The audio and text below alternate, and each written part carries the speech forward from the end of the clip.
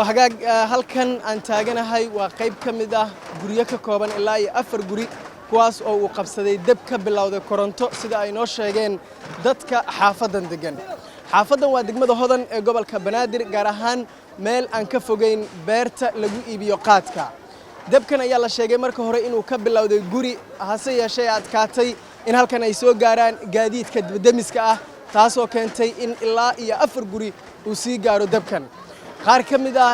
dadka xaafadda degan oo la hadlay shabakada warbaahinta Shabeelle TV ayaa waxa ay u sheegeen in qasaaro hantiyadeed uu ka dhashay dabkan balse aysan jirin wax qasaaro nafeed ah oo uu dabkan geystay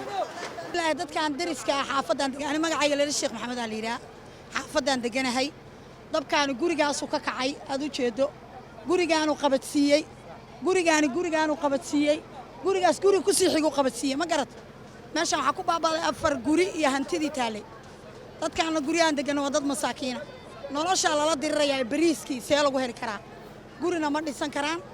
ilaahay kuma darnaaday isla maanta qof xawooda oo hadda durba wixii ka halaabay samaysan karaa kuma jiro hadda yaa wax u qaban kara waayay wax su'aala yaa wax u qaban kara markii laga tago hantida maya alxamdulillah shukr rabbil alamin cidna uga ma dhaawacmin cidna uga ma dhiman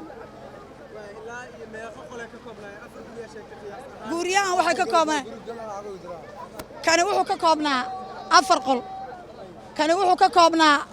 malaha 12 qol ma garatay 12 qol kamid uu ka badnaa malaha 20 iyo dhowr qol ka koobnaa kani wuxuu ka koobnaa 4 qol iyo 5 qol wax saas oo adiga jikadoodii iyo alaabtoodii wuxuu ka xagee wuxuu ka koobnaa 4 qol iyo jikadoodii iyo alaabadooda gurmadka guriyaha markay bas beeleen u imaado oo qiiqi jingadii dhulka la dhigay oo qiiqi meel u soo mara male bajaaja xirtay baabuura xirtay waxba xiray baa la lahaa waxaas u dhacay anigoo beerta gudaha ku jirno waxa soo aragna qiiq baxayo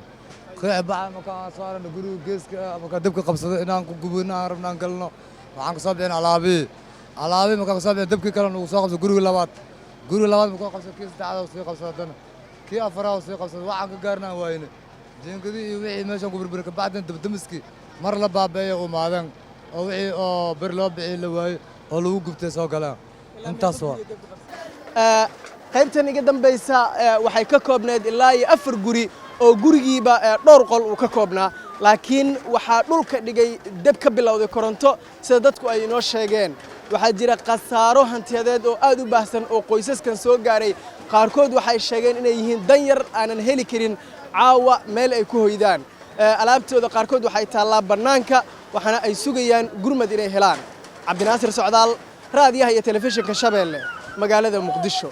bangiga caalamiga ah ee IBS Bank wuxuu soo kordhiyay adeegga casriga ah ee IBS Mobile Banking Service ku maamulo xisaabtaada sida kuugu habboon